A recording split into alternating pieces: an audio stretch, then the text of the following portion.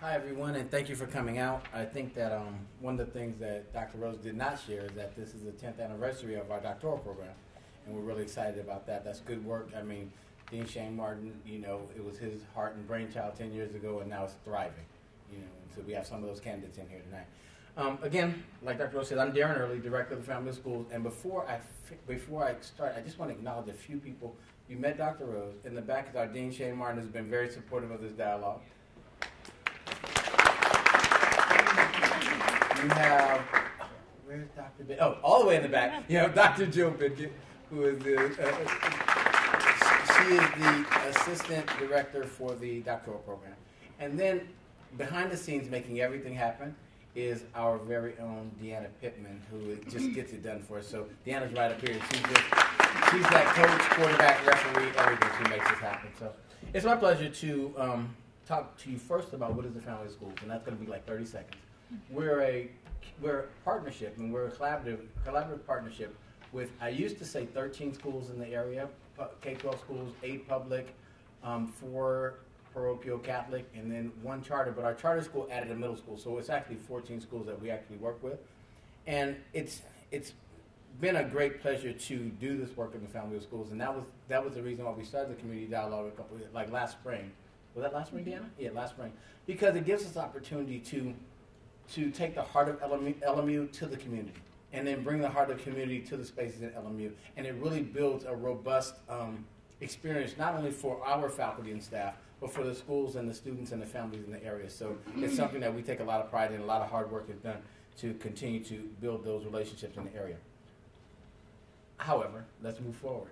Our panelists, we're excited. Tonight, this dialogue is about, as Dr. Rose said, African American students in higher education. And our first panelist, I'll introduce our moderator at the end, but our first panelist, she is the Vice President for Intercultural Affairs at Loyola Marymount University and is a leading expert on diversity in higher education, organizational development, and change. As Vice President for Intercultural Affairs, she articulates a vision and serves as a catalyst for the development, implementation, and evaluation of initiatives that support the university's mission and goals. Earning her PhD in higher ed from the University of Toledo, her research touches on a variety of topics related to diversity in higher education and organizational development, including access to colleges and universities, campus climate, faculty diversity, faculty retention, educational equity, and the ways in which predominantly white institutions impact underrepresented students and faculty. I'd like to introduce to all of you a dear friend of mine, Dr. Abby Robinson Armstrong.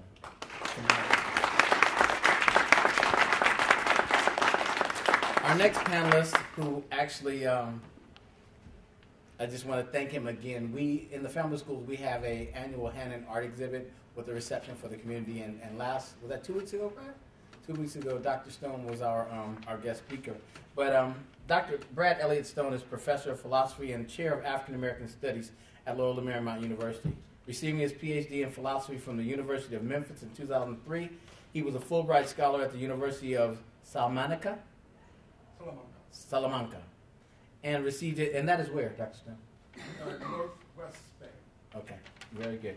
And he received his BA in philosophy and modern languages studies from Georgetown College in Kentucky. He is co-editor of Rorty and the Religious with Jacob Goodson and the author of many articles and book chapters in areas of 20th century continental philosophy, Spanish philosophy, and American pragmatism. His research interests include racial and sexual subjectivity, philosophical methodology, and logic. He is also a lay preacher in the Baptist, Episcopalian, and Congregational traditions. Dr. Brad Elliott Stone.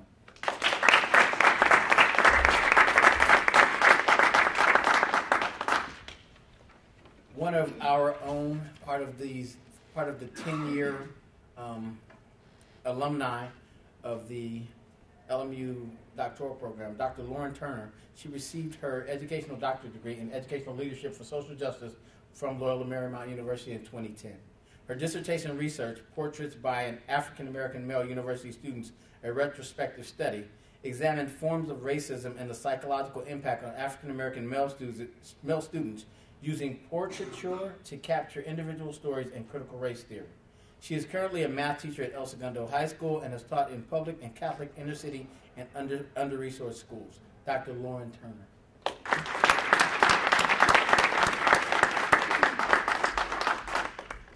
And our last panelist, who is not bestowed with a doctorate as of yet, but I know it's coming, is LaDana Willis. LaDana received her undergraduate degree from Loyola Marymount University in 2012 with a double major in history and African American studies. Prior to attending LMU, LaDana attended Santa Monica College, where she encountered many of the challenges that African American students face, especially when transitioning from junior college to the four-year university. While attending LMU, LaDana was a member of Phi Alpha Theta National History Honor Society. She served in several campus clubs, including the Black Student Union and Sisters in Solidarity. Ensuring the promotion of cultural awareness and social justice, that was her aim. She continued her service to all mankind as a charter member of the Tau Kappa chapter of Alpha Kappa Alpha Sorority Incorporated, the first African-American Greek letter sorority, founded at Howard University. Above all else, she has a deep understanding of and a commitment to the lives and the struggles of students of color. LaDana Willis.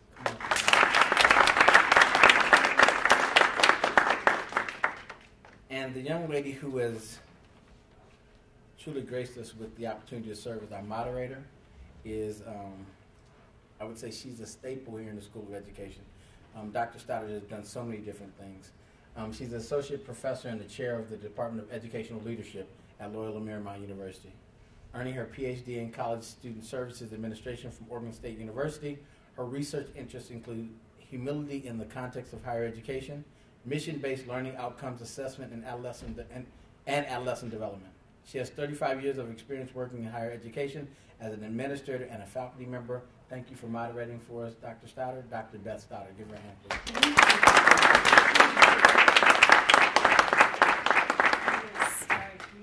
And I'll leave this here, and then when you get ready to move around. Then that comes with us. That comes with you. All right. We have a movable microphone. Thank you all for coming. And panelists, thank you very, very much. Let me get rid of this wonderful little box. I think I'm just going to hit OK, and we'll be OK. Should be okay. Yes. All right. What I wanted to take just about 90 seconds, actually, to do is frame the conversation just a little. So, of course, what I started doing was that I started looking at numbers and reports and all this stuff. And hopefully I was able to synthesize it to start our conversation. So what we're talking about when we're talking about African American students in higher education is we're talking about a funnel. So I want you to think that what the statistics and the math that I'm going to show you, Lauren, I hope I did it right, is about California African American students. Okay? So we start with, let's say, 100 high school students in California, African American students. 80.3 of these students will graduate from high school. Okay? So our funnel's going to start going.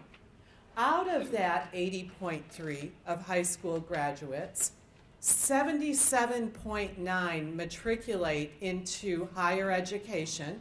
I'm not talking 4-year, 2-year, profit, nonprofit, just saying go to college within 16 months of graduation.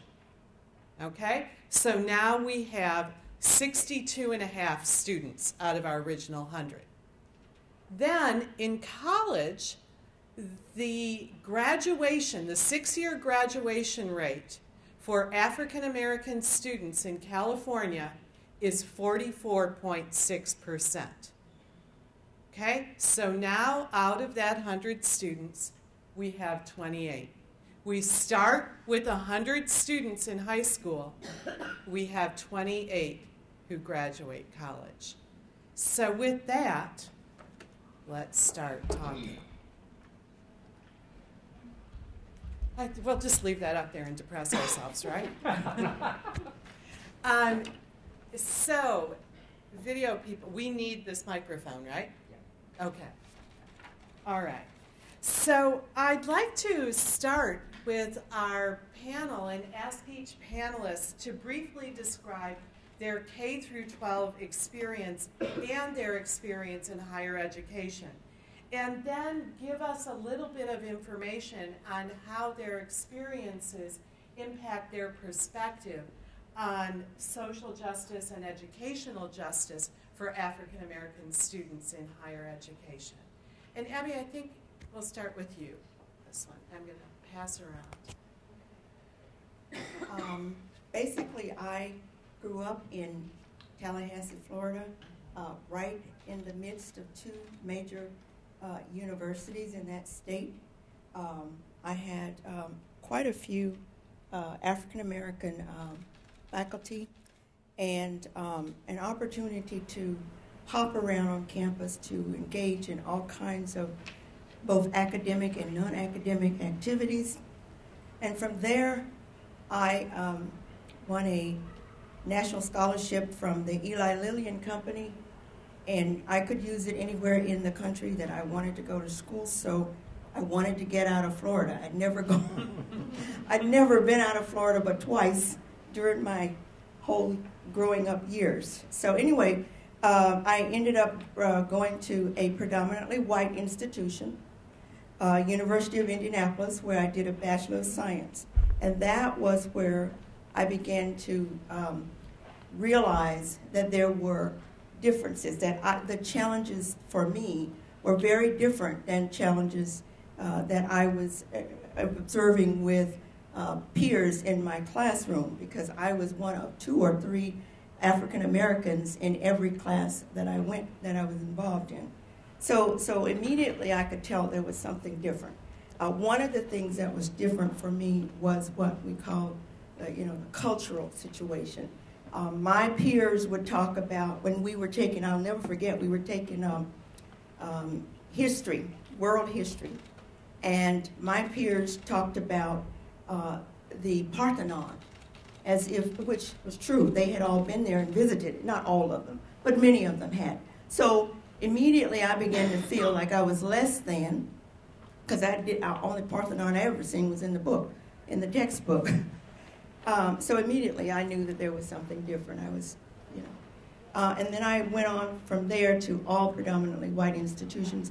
And the more I went up the wheel, the more I realized that there were many, many factors that could prohibit, if one did not have the sense of self that I grew up with, that would prohibit the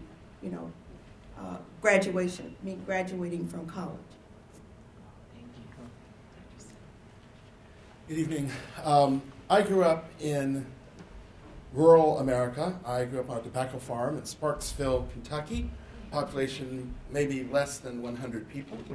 I went to a predominantly white institution because my parents didn't leave the country in the 1960s migration of blacks from rural America to the cities. And so it was just basically my family and my extended family. My brother and I were the only black students at our little K-8 Sparksville Grade Center. I graduated valedictorian of that school and went to high school, where I became one of 8 black students in Adair County High School. And I never had a kind of sense of being less than, just in a certain sense, because I was always in a culture that, inside my family being very black, and my extended family being very black, and the black church community that covered multiple counties, as it were, because that was the only kind of black culture in rural Kentucky in the late 80s, early 90s. I just knew we went to school, we were supposed to do well in school. I went to school, did well in school. I received a trustee scholarship to go to Georgetown College, the older Georgetown, as we say in Georgetown, Kentucky. And it's a Baptist college dedicated particularly to Baptist theology and things like that. And I grew up Baptist, so why not? And I went there, and I had wonderful education. I was one of 3 African American students in my class. Total, now, let's see, really moving up. I was about 14 or 15 black students at Georgetown College. That school, by the way, is now 24% African American compared to when I was a student there. The professors at that school, there was only 900 students. And so the professors were strict. This was back when, in Kentucky at least, people still weren't going to college. So when I look at these numbers, I don't really feel depressed. I grew up in that generation where that was pretty much how many people would go to college from high school, or even finish high school. Most of the people I went to school with dropped out of high school, worked on the farm, still work on those farms. I know that's not today's reality, but that's going to taint, in a certain way, my kind of perspective on some of this. I was told by a professor, hey, you should apply for Fulbright. I did, and I won, and spent a year in Spain, where I finally learned what it was like to be black by figuring out what it meant to be American. And the international experience helped me. I went to graduate school, got my PhD in 4 years, because I just said, oh, I'm funded for 4 years, got to get that done. Got that done, and the second I got my degree, I moved to Los Angeles and found myself here at LMU. And now this is my 12th year, and country boys make good. Absolutely.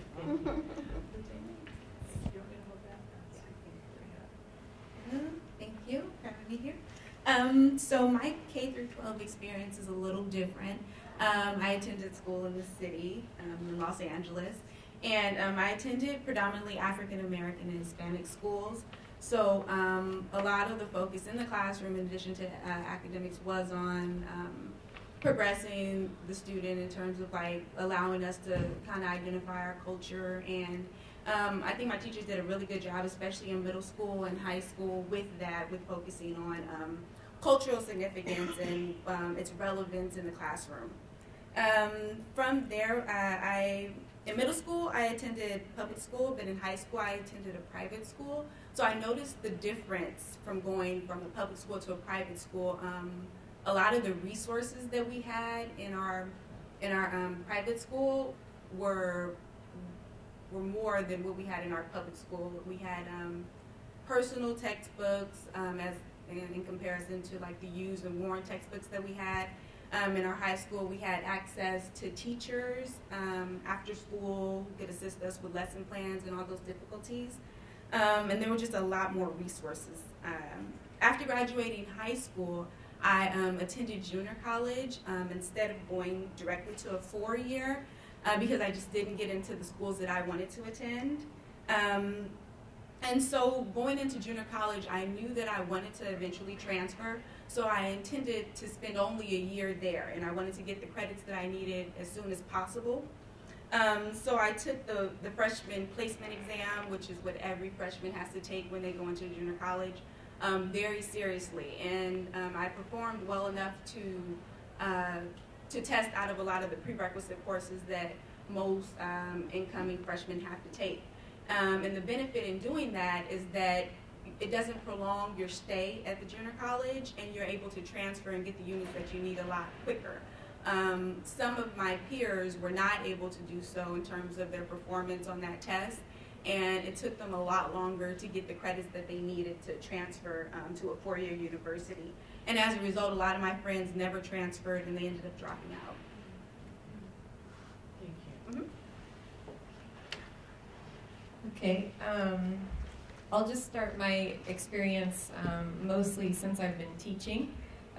So I first started student teaching in San Jose, California. After that, I student taught here at Animal Leadership for a little bit. I then went on and I taught at Sarah High School in Gardena for 3 years. And now I've been at El Segundo High School for 9 years teaching math. And what I know, what I've experienced, and I also worked here on my dissertation. I interviewed African American males that were university students here. What I experienced was that they experience education very differently from the way that I've experienced. And I think it's a result of our country's history. I think that there is institutional racism everywhere. It's here, unfortunately. It's everywhere. And I think that these students need a lot of support. And it's not to say that the support is a crutch in any way, but it's something that's needed because of the history that is there, that they battle every single day. So that's what I have to share right now. And Lauren, I'm going to ask this next question and give this right back to you to start with you. So the next question to the panel is that considering that the high school dropout or push-out rates are much higher for African American students and the college graduation rates are much lower for African American students, would you discuss the opportunity gap in higher education for African American students? And also, this is a big question, what can K through 12 school counselors, teachers, administrators, or colleges and universities and community groups, so everyone, do to support African American students in reaching college and career goals? Okay? Any piece of that? As far as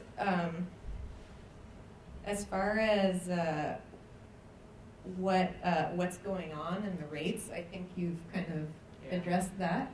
But as far as what can be done, I think counselors can be sure that they are, specifically at the high school level, be sure that they're placing students, not just in African American students I'm talking about, of course, not just in remedial coursework. I think that happens all too often. Instead of being placed in honors and AP courses. I think teachers need to push their students more than they think that they're even capable of being pushed. I think that African American students, for them, it is especially important that every single day they leave the classroom experiencing some sort of success. As far as administrators, what administrators can do, for me, when I took the critical race theory course here as a part of my doctorate, I was so inspired. I really made things make a lot of sense to me, and I think that administrators, it would do them well to offer that as a part of their professional development for their teachers. At the college and university level, I think something that I remembered from my dissertation was when I interviewed the African American men that were a part of my study, I often interviewed them at their on-campus jobs. And I think, and one of them even said to me, even pointed out, Lauren, look at the color of the people that are serving us here on campus. Look at your cafeteria workers. Look at the people working in the rec center. What color are they? And I just thought that was very insightful. And it's a trend that's going on outside of this campus, that it would be really great if we could stop it here.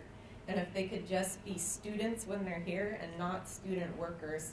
So if there is some way to adjust the financial assistance so that students can just focus on being students and not focus on paying while they're going to school. And I don't know what the answer to that is, but as far as community groups, I think they can offer professional counselors and tutoring.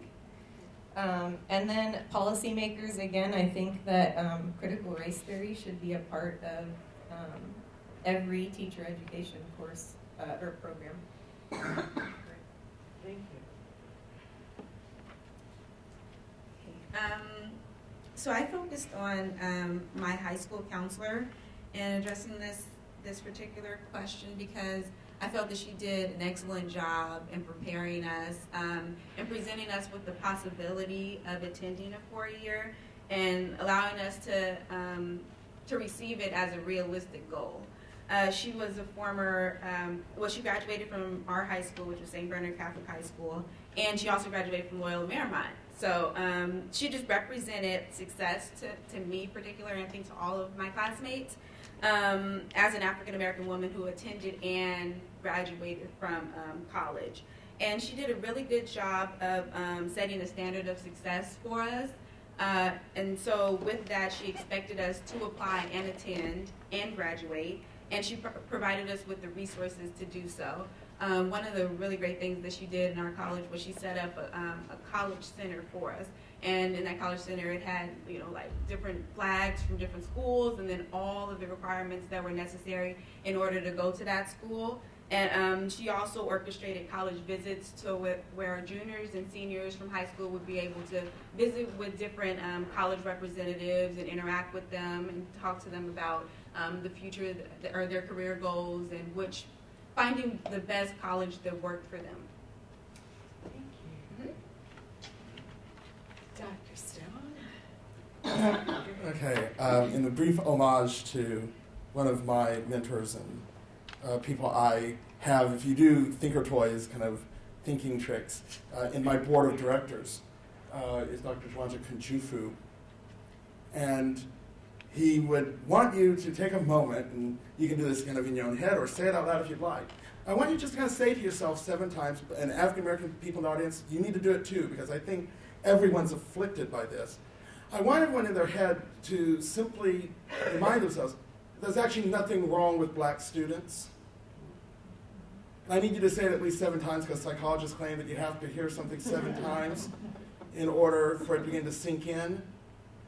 What we see in a lot of schools right now, in the communities, I'm really active in certain circles. I live in Morningside Park, Inglewood, and we have these conversations. And what I'm hearing from the community right now is how fearful teachers act around black children. And that's got to stop. That has to stop.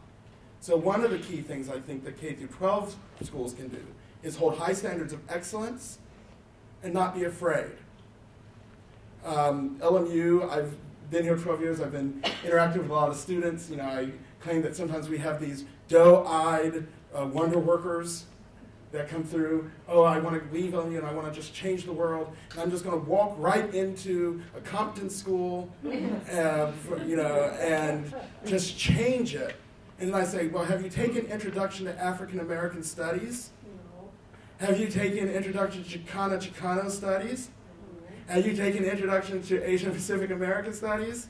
No. Then how in the world do you think you're going to change the world in the lives of communities that you know nothing about? And so when you talk about critical race theory, yes, critical race theory, but not just critical race theory. You have to become a member of the community. Now, I think one of the reasons my education story worked very differently is I was never taught by someone my parents didn't know. My teachers could say, Brad, stop running around in the hall, or else at the country store tonight when I'm playing checkers with your dad, I'm going to tell him what you've done. But, and I know that doesn't work in Los Angeles setting, but the more you actually enter the community of your students, and that used to be an old feature in segregated black education, where the teacher was known by everyone, respected by everyone. If we have teachers coming in and just punching the clock and already thinking these kids are doomed and afraid to ask anything of excellence of these kids and not push them at all, then it's not surprising that they're bored in school and they don't know what they're doing there. So I think it's just very key that we start with saying, okay, what are we going to do for these kids who are perfectly fine and brilliant and wonderful as they are? They face a lot of challenges, but surprise, surprise, to African Americans living in a racist world is not a surprise. And African Americans in their education at home and in their community are trained on how to deal with such a reality. It's time for our schools to not be pity places, but places of excellence. That's what the parents are wanting the schools to be. That's what the community leaders are wanting the schools to be. So I would simply say, stop being afraid so much. Hold standards of excellence and be able to talk to communities in the way the community has requested. And we'll see a real change in the attitude between community and school, between students and teacher and things like that.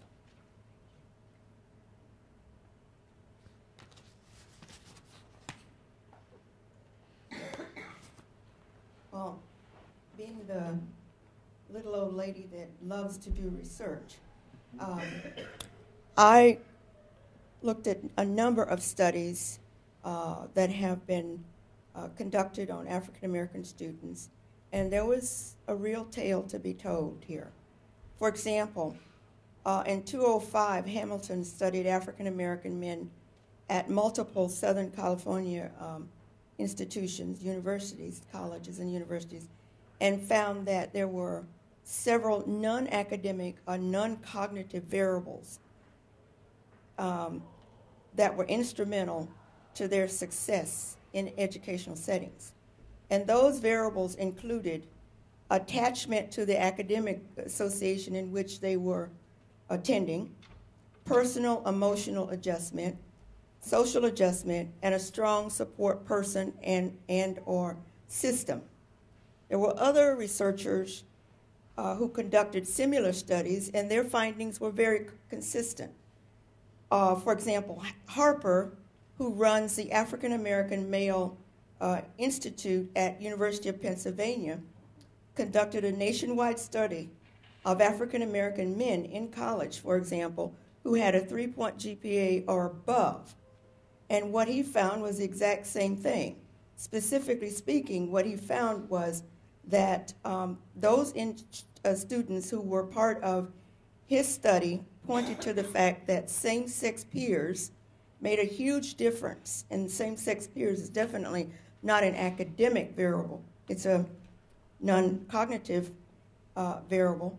But he found that the same-sex peers, having access to same-sex peers was one of the non-cognitive factors that positively impacted the African-American students in his study. Now, if you think about that and you think about what's happening in Chicago right now, there was one, but now there are 2 schools in Chicago that focuses specifically on African-American males. During the last 4 years, that one school, I understand the other one is relatively new, but the one school has graduated 168 African-American men each year for 4 years, and all 168 were placed in 4-year institutions. And not only are they placed in those institutions, but they're thriving in those institutions. So Harper's 2006 study makes some sense to me. Strayhorn in 2008 did a study as well and found exactly the same thing. Basically concluded that students who actively engage in college environments, academic environments, and report frequent supportive interactions with others are more likely to succeed. I think that's true not just in colleges, although I did focus my study of the research on college environment because I thought I was coming here to talk about African Americans in higher education. But anyway, I think that's a very important thing idea to remember. So basically what these researchers are saying is that supportive relationships are positively associated with educational outcomes for African Americans. African Americans, some African Americans, I don't want to paint the picture here that African Americans are monolithic beings because we all know they aren't. But some African Americans are relational beings. So if you are a relational being, you are the type of person who relates to social settings, and you learn a lot from being in a social setting where you feel that you are accepted. So moving on to some of what the research tells me is that in many academic settings, African American students are exposed to negative stereotypes, and that's basically what Sedlecki and Ansick found in 2000, and they had a name for that, and it's called stereotype threat. When you put African Americans in an environment, a diverse environment, and there's very few of them, or if it's males only or females only, or the numbers aren't equated, they can be exposed to what one would call stereotype threat, and that stereotype threat really focuses their behavior. It causes them to demonstrate a different type of behavior that they would demonstrate if they weren't influenced by stereotype threat. Another idea that came up, or variable that came up, was this notion of feeling marginalized and undervalued. Now, I talked about that earlier on when I said to you that I read, just taking world history, and read in the book about Europe, places in Europe, and people talked about, oh, well, last summer I was at the Parthenon. Well, I can tell you at that moment I felt marginalized and undervalued. The way I beat it, though, is, I said, well, I'm getting an A on this test. So by the end of the semester, all the white people were coming to me to read my papers because I could write very well as an essay, taker. So that's how I reacted to it. Not everybody is crazy enough to react in that way. Some people would be much would take it and tuck their tails. Also, we can't leave out the notion that in many institutions, both K-12 and in higher education, there is what the researchers have pointed to as faculty racism. Ann Sedlicki and Moore in 2000 conducted a nationwide study and found that to be true, and there were numerous other studies that have come up with the same idea. And it's not intentional racism in any way. It's simply being yourself in an academic environment and not being cognizant of the fact that you are emitting culture. You will often find, go into an academic environment or any environment where you have a predominantly white group of individuals, and they will talk out loud sometimes about the culture of the people who are different from them, not understanding that immediately when they walk in the door, they are emitting culture throughout the room because they don't see themselves as ethnic beings, which they actually are. So anyway, negative campus climate or school climate can also create problems, and I think that institutions, both high school and colleges, have to be very much aware of that.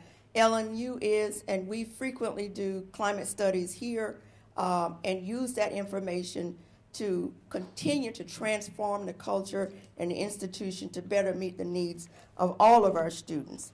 And finally, in this area, the researchers, Berryhill and Bee, are noted for this particular type of study. Their study was done in 2007, and then there's been a number of studies after this.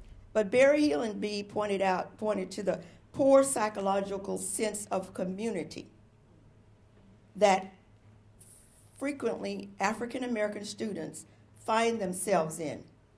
So basically what I think we're saying is that if we're not aware of all of these critical factors and that are floating around within an educational environment, then we are basically focused on the cognitive aspects of the environment, but not necessarily on the non-cognitive aspects of the environment, which may need a lot of fixing. Thank you. Panelists, just to give you a heads up, I'm sort of going to combine the next two questions. I think the dialogues in the past have talked a lot about cultural literacy and the importance of cultural literacy. And so with that as a framework, I'd also like the panelists to discuss how racist and elitist policies and practices have shaped higher education, and what are some of the barriers that those policies and practices have created for African American students, and what can colleges, universities, K through 12 schools, and policy and lawmakers do to address some of these barriers, and would cultural literacy be a help to these issues. Lauren, I'm going to go back to you. Is that okay? Combine the two? Got it? Whoops. Sorry. No, it's...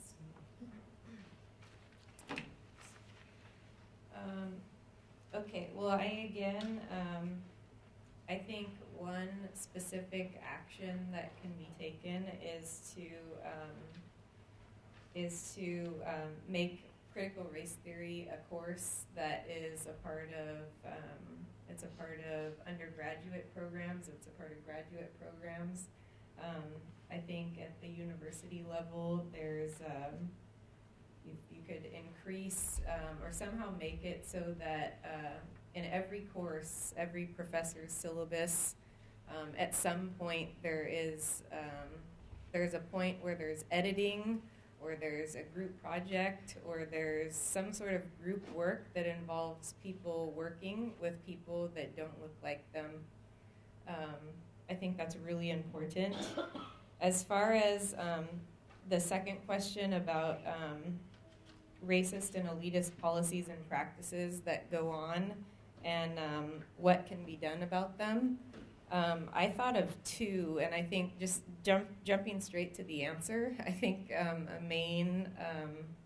the answer is allocation of funds, really, for both of the things that I thought of.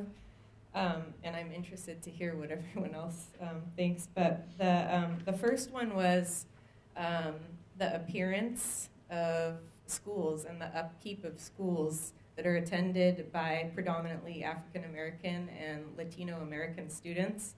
I've visited schools where there's mold, where the bathrooms are disgusting. The students don't want to go to the bathroom. They will hold it all day long. I mean, you want to talk about barriers to your education. Imagine having to hold it all day long because you think if you sit on the toilet, you're going to catch a disease. That's a big problem. And I don't know where in the ranks whose shoulders that falls on, but somewhere, allocation of funds, something was mismanaged, and that's a big problem. Students should be able to go to schools that they're proud of, so that even if there's not some sort of perfect home situation, at least for the 8 to 10 hours a day that they're at their school, they are in a great environment where that looks nice. They have a lot of support, a lot of services, and they just enjoy being there. So schools, the allocation of funds to upkeep schools is really important. And then the other thing that I thought of was, and I think this is, of course, I don't mean to rip on LMU at all. I think this is a great university. But some of the programs for teachers here, unfortunately, and it's not just at this institution, it's at every institution, there are these teacher programs that there's great theory, and I know that they're trying to crank out good teachers, but what I see happening, and I know because I was a part of this, we're young, we're inexperienced, and we're underpaid, and we get placed in schools that we really don't know anything about.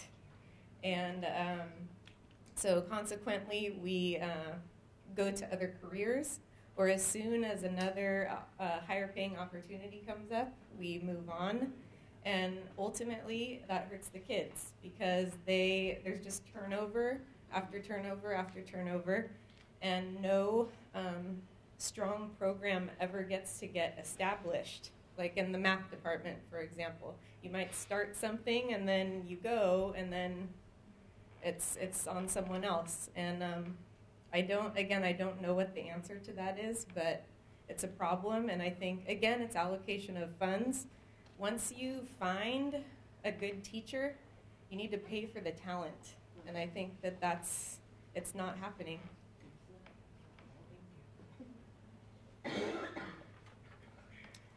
Okay, so in response to the cultural literacy and competency, it made me think about my own experiences in college, being one of few African American women in most of my classes, or the only in most of my classes. And the difficulty of finding a comfortable space to express my feelings about my culture or my beliefs, especially when I was called on to represent my own race or the woman's experience, the African American woman's experience. And so I feel like the importance in cultural literacy would be to create comfortable spaces in the classroom so that people who are different are comfortable enough to express how they feel, and then help their classmates progress in their own experience and their own interpretation of those different cultures and how they feel about them. In regards to the barriers, similar to what was already stated, was the allocation of funds as well, and just going back to my own experiences in a public school, because my middle school was poor performing middle school. I think it was the worst performing middle school at the time that I attended it, and it just you could tell based on how the lack of funding that we received in the school, how the students how they received their education, and how we felt about our education, because it seemed as though it was reflective of how the administration felt about our own education and our progression, our success, and our future. And it just it reminds me of a gray cloud that was kind of over me at that point, because I felt as if people didn't believe in me, and because we didn't have a lot of the resources that I did notice other schools having, I felt that there was no emphasis put on our success in the future. And so I think that it's important just for students to see that there's an involvement with their administrators, that there's funding and support put behind them to succeed in the future, and that's the best way for them to do so.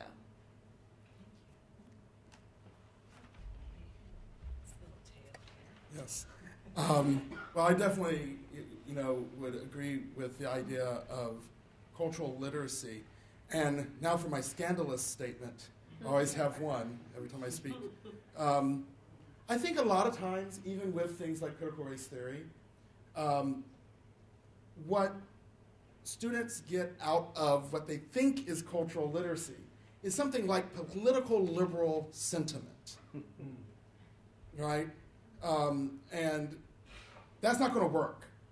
That's not going to help.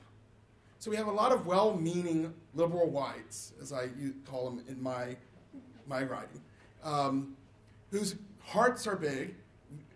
Everyone means well, but they have never once thought that maybe a black person could tell them how to fix this problem.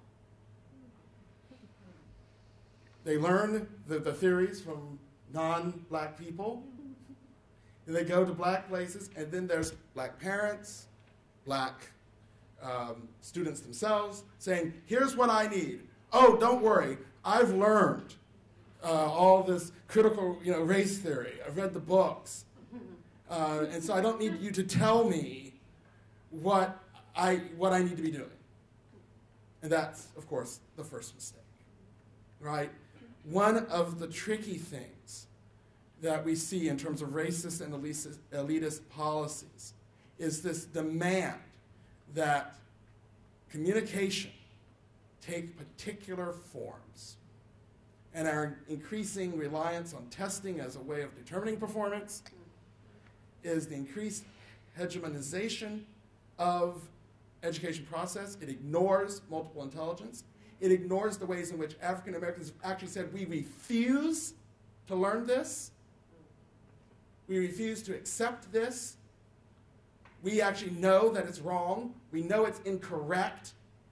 And then you force these kids to put that answer that they themselves, through their own cultural knowledge, know is wrong, so that you can get your scores, so you can get your money, so that you can maybe do something. That's just completely messed up. And so one of the unfortunate things, I don't see a solution without the absolute dismantling, as it were, of the current configuration of American education. That's hegemonic, sits people in chairs all day long, when we know that African Americans' notions of space do not allow for that. We know it doesn't. And it doesn't connect to our communities nor our culture. And so we have to be aware of those kinds of elitist racist policies, the daily operation of a classroom. Where cultural literacy will be helpful is for us to actually have what some race theorists are now calling living literacy. Not literacy in the sense of I've read certain texts, but literacy in the sense of I've entered the experiences of people. So if, there was an article just the other day in the Chronicle of Education about a university, right, that wanted to celebrate African American history and Black History Month by serving, collard greens and fried chicken in their school cafeteria. And granted, Black people eat that, but it's not unique to what Black people eat. I wonder if any of those people have actually eaten with Black people. I really wonder. That's the literacy they need.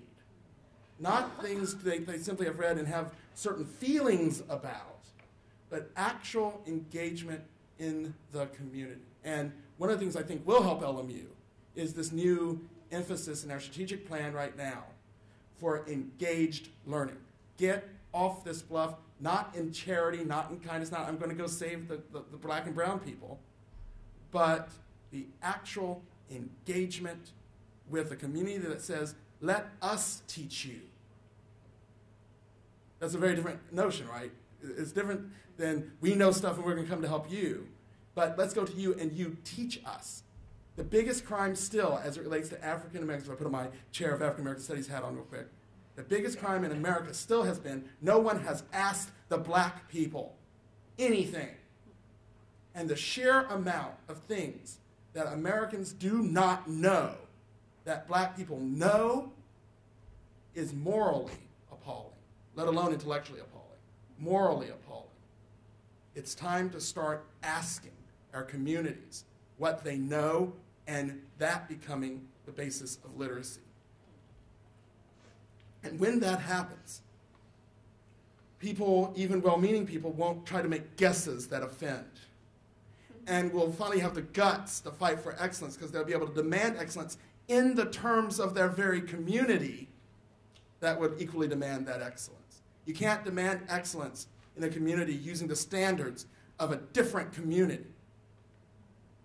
Learn that literacy, the literacy of the communities you're serving, so that you can then speak that language, speak those expectations, those standards of excellence. Then we might start getting somewhere. But I just really see a problem with, how do we save these Black schools? How do we save these Black students? What about how they could save you and how they can help you solve what, at least academically, would be an interesting educational puzzle? But Black education goes back a very long time. And it worked pretty well then. So what are we to learn from that?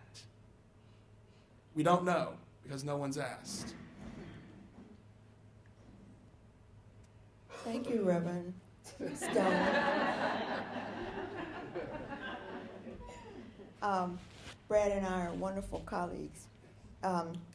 Anyway, I just want to begin by citing a 2008 study by Rankin and Reason, which is a nationwide study to look at, what the question was, what are the variables that sort of help African American students succeed?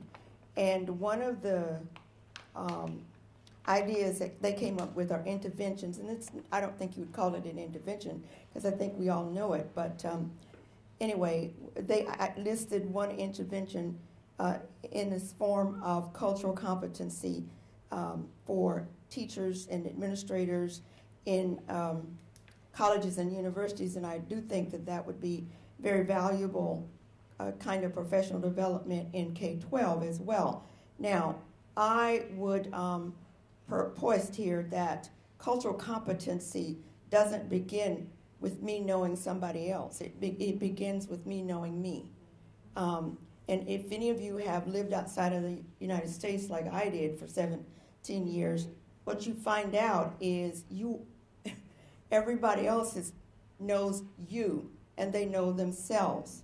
They don't address you as a black person. They address you as an American person, because immediately when you step across the 49th parallel, you are emitting American ideologies in terms of culture. And I found out when I was living in Canada that I was not culturally competent myself. I didn't know a whole lot about African Americans or about Americans in general in the United States. So, and also the literature does speak to the notion that cultural competence begins with self. And if you've had friends and relatives who have lived outside of the country, they can tell you more about themselves than most of us can tell about ourselves. So that's where we need to begin in the schools. People need to learn about themselves before they actually start studying African Americans or anybody else. Now, speaking of some of the racist situations in the United States, one of the things in the United States is this whole notion of testing, SAT, PSAT, ACT. There are many countries, well, I don't know of any other country where testing plays such a major role in terms of moving up the ladder and becoming an educated individual. So that would be one that I would say, a policy that I would say, or it's not actually a policy, it's a practice that I would say that it does shape higher education in this country, and it does determine the face of this nation in terms of the educated individuals in this country. So some institutions today are moving toward what they call comprehensive admissions policies, and apparently they are working. Because the last time I looked, there are about 300 institutions, colleges and universities that do not use the SAT, the ACT, and the PSAT as measures for coming into college. The other issue that I would see that promotes in a subliminal way does promote some level of racism because it's linked to one's economic situation, and of course those of us who are at the lower form of the economic situation in this country basically have come from groups that have always been in that group of individuals. So getting back to that, today colleges are trying their best to package their students as best they can with financial aid packages. But here's what's happening in private secondary education. Private secondary education is dependent on student tuition, more so than state institutions. In the state institution, the governor gives you $1 today, he takes it back tomorrow, but he gives it back to you the next day. So you can depend on something from the state. Private institutions can't. However, what they are doing is they're packaging students in such a way that the student ends up with a $100,000 loan on their head before they actually leave the institution. And there's a new name in the research in higher education called debt load. Debt load runs a lot of African American students out of institutions at the freshman and sophomore level. Because when you come in and you've got this loan package, and every year you've got $20,000 or $30,000 gap in terms of what your tuition and expenses are, your debt load keeps going up. And if you come from a home where your parents make $1,000 a month, $30,000 in 1 year of debt load will definitely talk to you at night. Still talking. So, to combat that, There are a lot of schools now, both community colleges as well as high schools, and as well colleges, even before people come in, are putting into place training programs for parents. Parents need to know, and also the federal government has tried to fix that because they have a scorecard on their database in the Department of Education. And if you go in there and you go to an institution, you can almost see what the net cost is going to be for you to some extent. So, but families don't know that. So a lot of institutions now are equipping families with that kind of knowledge, because also some of those people up there in that 100 have everything it takes to go to college, everything it takes to graduate from college, but from high school, no, not from high school, from kindergarten, they know that they do not have the financial wherewithal, or their family doesn't, in order to make it through school. So they're motivated to go to work or do something else other than to get in school. So debt load and financial acumen actually needs to start, and it is starting in certain places in the country, at the kindergarten level for people of color. And then the research also speaks to this notion of black male student engagement. One of the things that I already mentioned is this notion that many institutions and some high schools across the country are starting black male organizations, and that's where they get in behind closed doors and they learn all about masculinity. Now, we don't want to know what they're learning, basically, but it's important. It's an important part of their development, and it's important that they can learn that information through each other, through communicating with each other, and as well with their mentors who are leading these organizations. And the other thing that I think that K-12 institutions can do, as well as institutions of higher education, is can answer this notion about venues for brotherly bonding. Even Harvard University has a black men's forum where black men can get in the room and answer and dig into their own problems and help each other to problem solve. And finally, toxic climates in academic environments. They're in both higher ed as well as K-12. Now, what causes the toxicity is it varies all over the place. But if an institution doesn't know that the toxicity is there and the factors that are creating the toxicity, it is most certainly creating behaviors that are not going to lead to success of black males and women. And that's the climate surveys will pop that up. Darren, I'm looking at you and looking at my watch. Oh, I'm sorry. No. This has been an amazing discussion. Do we? We open the forum to open the floor to questions. Fabulous. We will, if that's okay with the panelists, we will open it up for questions.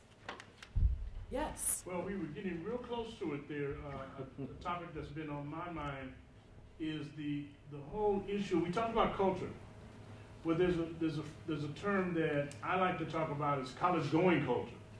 You know, and so I was wondering if you could address that, as well as the role of parents, particularly fathers, in academic achievement in the lower schools all the way up through college. Well, the research. I'm going to make you use the mic. There's a lot of research on the role of fathers in terms of setting students on their way to going to college and succeeding in college. In fact, if you go online and look for Arlington High School in Indianapolis, there is a school there that had a fathers. It's a high school actually, and they had a fathers group that actually walked the halls of the schools, and they did it in a consistent fashion, and they were extremely successful in terms of graduating a lot of students out of the institution. The other thing I wanted to suggest that you go, especially the K-12 people, there's a study by Anyon, A-Y-N-O-N, Anyon. And what Anyon did is looked at school types. What she found out is that there are 5 specific types of K-12 institutions.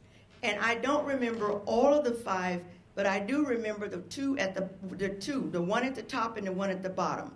The one at the top she called a professional high school or a professional elementary school, and that's where the emphasis was on creative thinking. And so the students weren't in seats and asked, you know, what's 1 and 1, and I, you know, if you asked me that right now, I couldn't tell you. Sure. But anyway, it's really important for K-12 people to look up that study and and then go back to your institutions and say to yourself, what type of institution are we really running here? The other one at the bottom was the one where they were preparing people to work in factories. Now that wasn't the outward terminology they were using, but it was the way in which they interacted with the students that made the difference. So I think if K-12 could think about that, and then look at your school and look at what's happening in your college, your high schools and your grade schools, then you could name it and then move on from there.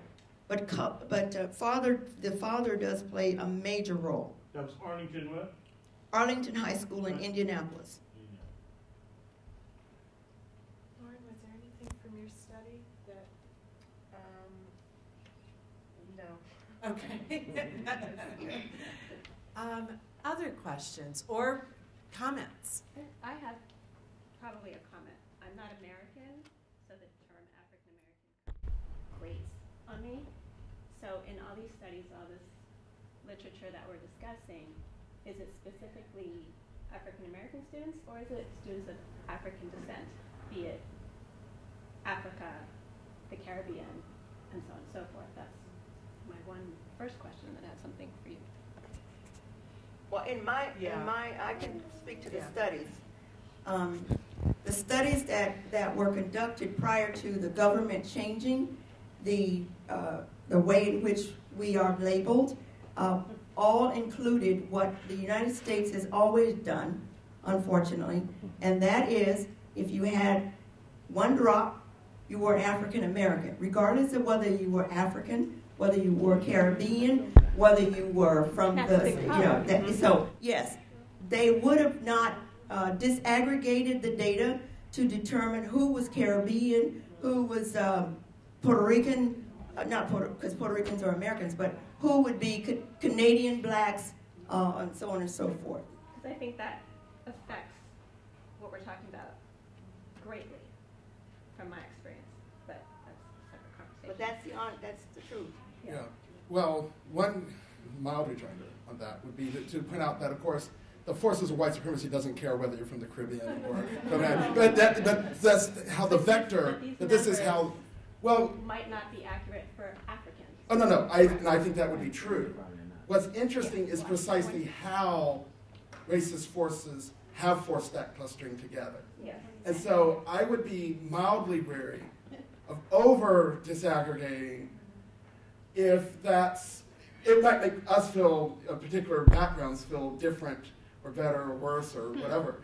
But the actual level of, let's say, microaggressive, racist, elitist policies that are affecting children of all different kinds, actually, is precisely playing on that very concern. And so I would just want to be careful if we disaggregate that we also dismantled the structures of power that need them together and can survive if they're put apart, right?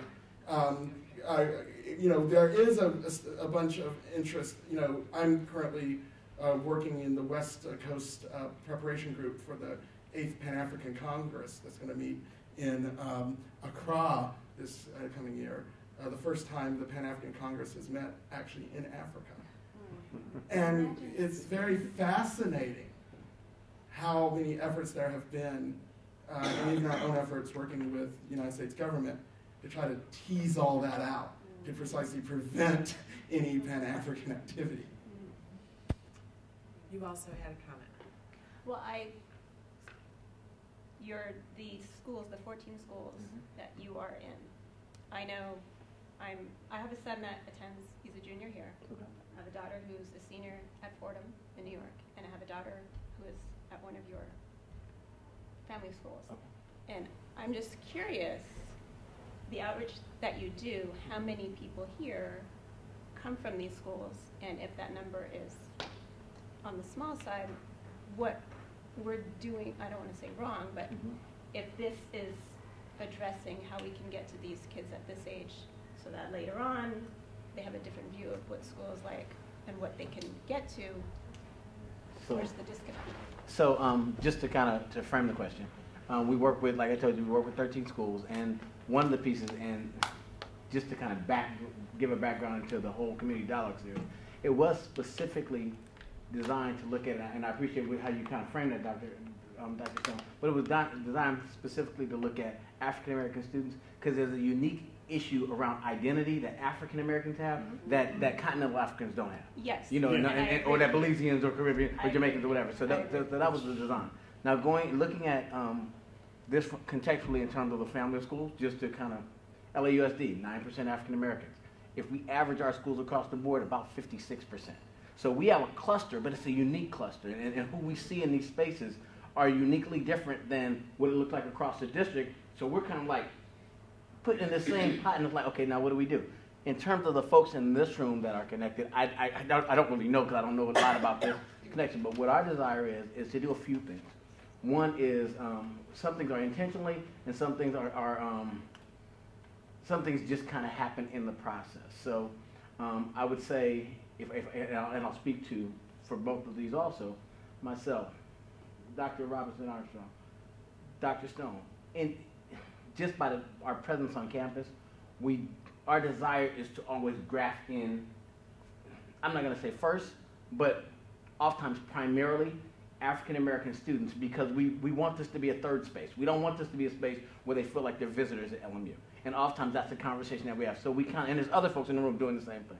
So that's one piece. So then the second piece is that then we begin to say, how do we grab in all of our LMU students to first do a couple things? One, to have conversations about how do they, what is our impact? Remember I said the heart of LMU at the community, but then I also said the heart of the community at LMU, because it is a symbiotic relationship. It's not one where we're going to build a bridge and we're just going to do this helicopter dump thing. Our desire is to know that we know that what's happening in this community is things that we can learn from here, and also things that we can contribute. So in terms of we have several different programs in the family schools, and we can talk about that later. I'm going to turn it back over to the panel. But we have several different programs where we engage the LMU community and put them in the space of our schools.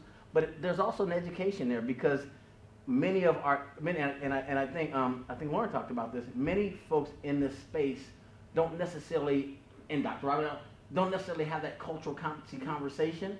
And so we can put them in space, even with our student teachers. And that's where I'm coming from tonight, working with our student teachers. A lot of times we have students in their first time interacting with folks of color is when they begin to student teach. And so some of them, have Dr. Stone's, perception of, I'm going to fix, I'm going to change. That's not all of them. Some are like, I don't know, I don't get it, can you help me? So it's all of that, and we can talk more about it, but I think that there is a need to get more engaged, but we are doing a good job moving in that direction. But notice I said doing a good job moving in that direction. We're not there by any means. Okay. I don't see anyone from my school. What school? Well, you don't see anybody probably from K-12 school at this forum, but then the ones earlier in the year you saw them. Okay. But it was promoted, so that's it. Well, and I will tell you, not so much, but we'll talk later. Wait. Any questions for me? I'm going to say this, please. Let's use our panel, and then the other questions from me, I can take them later. I just want to make sure I heard you right. Okay. 9% of LA Unified is black? 9 plus or minus, yeah. Wow. It's really low. That's the number, isn't it? Yeah, that's the number, 9%, yeah. Okay, I just want to make Yeah, sure the blacks wasn't backed up or something. We'll talk about that. Yeah. Yes. Hi, my name is Lenitra Munson. I worked about 35 years plus in Long Beach Unified School District in elementary. And this is a very, very intriguing topic for me, having worked with mostly African American and Chicano or Hispanic kids at our schools. My problem is that we know we know that there is institutional racism, okay? We know that, all right? We know that there are certain things that can be done to fix some of the problems that we're having. And we come to these seminars and we have the discussion and so on, and then we go back and, you know, nothing's happening. So I'm really interested in finding out some schools, and maybe LMU, the schools that you're partnering with, are having some success. But back to Dr. Stone here. When I was growing up, I grew up in San Diego, and I went to Lincoln High School. At that time, it was predominantly black. Mm-hmm. And I can remember, though, that my parents played a significant part in my education. From elementary, my parents might have had a personal relationship with the teacher, but they sure did have a working relationship with them. And so all that teacher had to do was look at us and say, you know, do I need to make a phone call? I mean, we should go. So I think that, you know, parents have a major part to play in this, but on the other side too, I was in a position as counselor. We have elementary school counselors in Long Beach. I don't know if all the school districts have that program, but I remember talking to teachers about, you know, just a simple thing, get on the phone at the beginning of the school year, before there is a problem, and just to introduce yourself and welcome the parent in, or if the parent can make it to the school, you go to the house and talk to the parent. But I think there's all this research, all this information, all these resources. We know there's a problem. I think that our problem right now is that we are not doing anything. You know, we're just having conversations. And you know, that's a start, but we've had these conversations for years. You know, we need to start doing something. And I will be talking to you afterwards to find out what you guys are doing. Okay, cool. Very good. Thank you. You're right. We need to keep doing. Yes, thank you. Ernie.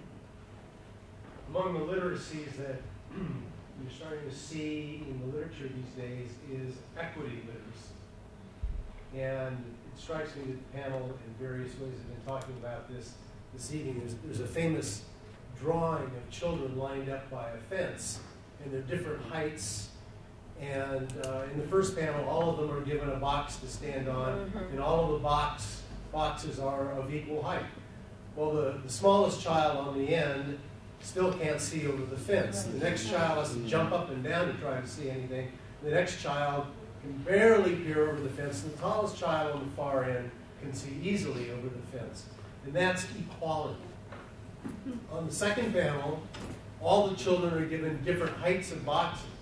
And so now they can all see over the fence. And that's equity. And so we have to really be concentrating on equity. It can make a difference. And I thank you, panel, because I think in various ways, that's what you've taught us this evening.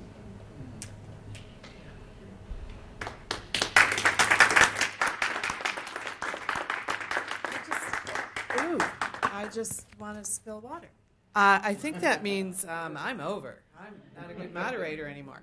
But we just have like 4 minutes left, and I know the reception is calling us. You got a good question for us, or a comment. Go for it. So earlier we talked about money, finances, getting into school and paying for it. So I work with K through 12 education in elementary school and in high school.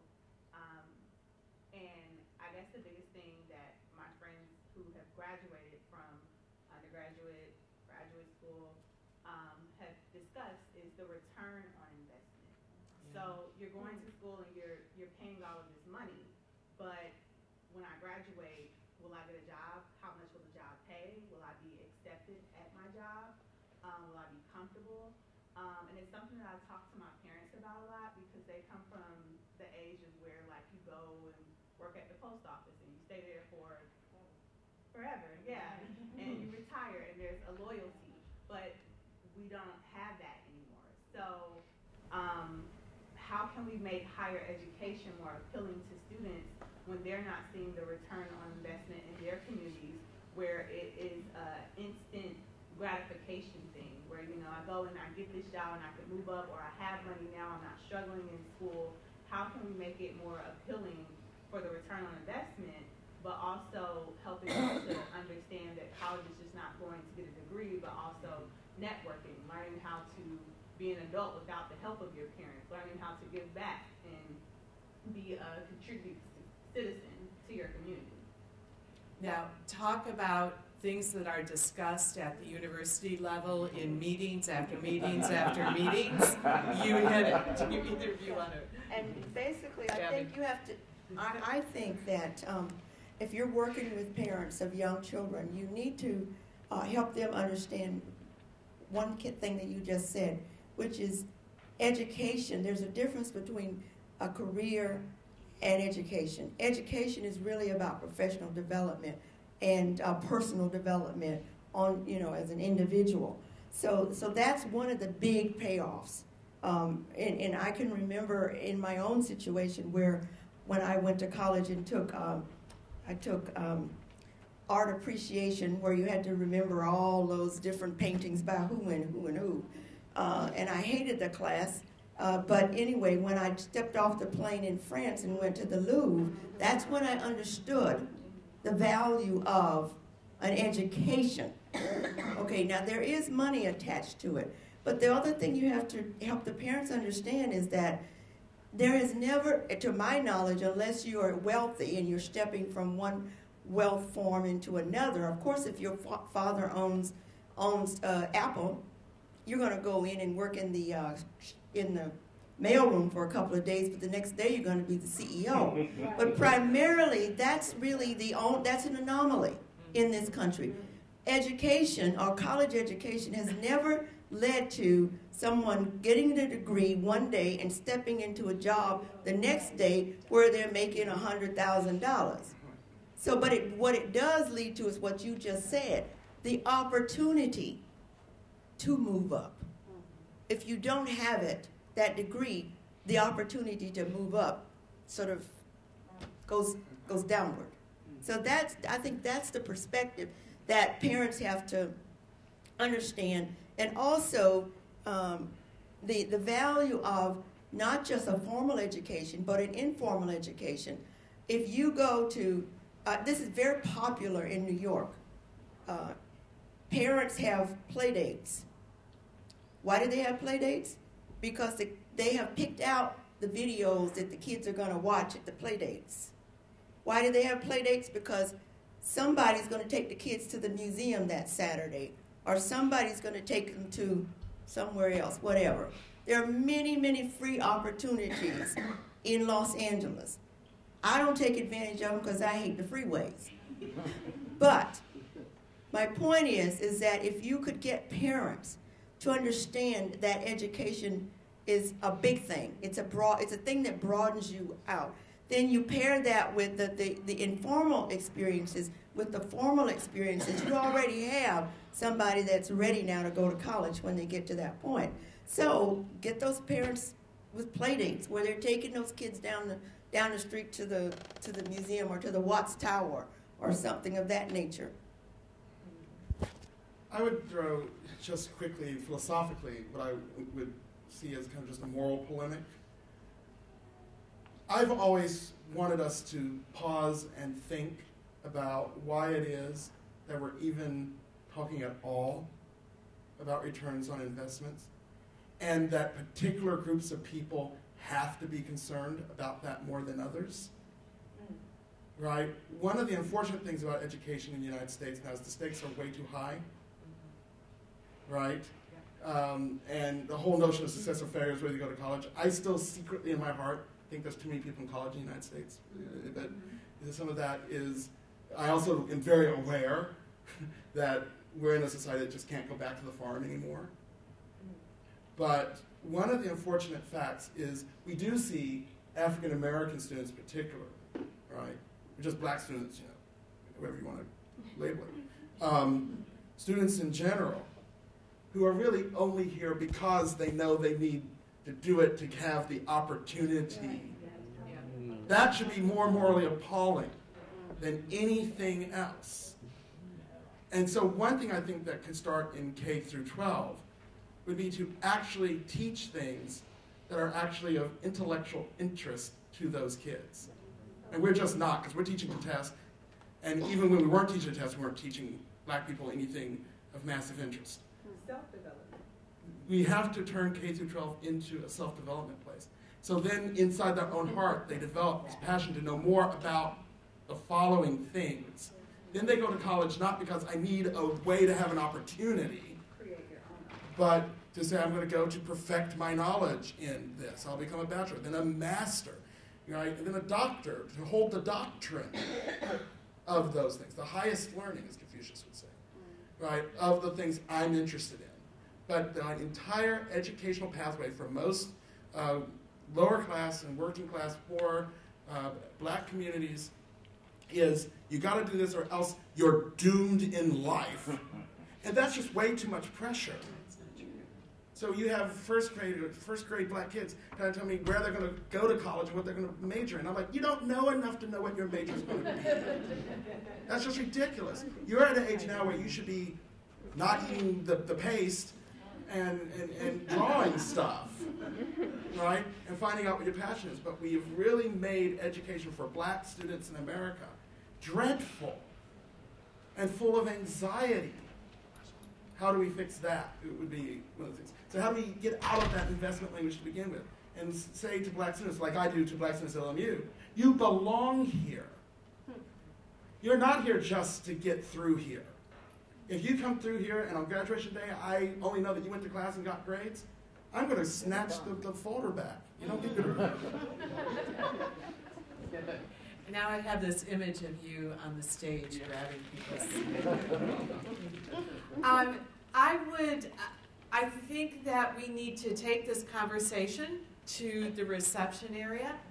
I thank all of you for your wonderful participation and also to the panelists. Please join me. Thank you so much.